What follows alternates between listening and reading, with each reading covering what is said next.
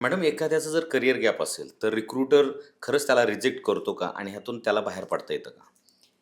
Career gap असेल तर काही-काही कंपन्या रिजेक्ट करणारच ना सर. कारण त्यांचं ते पहिलं इम्प्रेशन आहे. जर ते कंपनीचं स्टँडर्ड लेव्हल खूप चांगली आहे, त्यांच्याकडे जर खरंच चांगले कॅन्डिडेट येतात, तर ते ॲव्हरेज कॅन्डिडेटला नाहीच घेणार. पण काही कंपन्या अजूनही मार्केटमध्ये अशा आहेत, की ज्या स्किल बघतात. सो त्यामुळं तशा कंपन्यांसाठी खूप थोडीशी चांगली आणि एक्स्ट्रा ऑर्डिनरी तयारी करणंही गरजेचं आहे.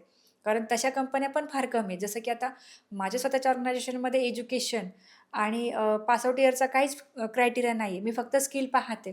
कारण मला त्याच्यावरती बिलीव्ह आहे, की कॅलिबर असेल तर कुठल्याही लेव्हलला तो व्यक्ती जाऊ शकतो.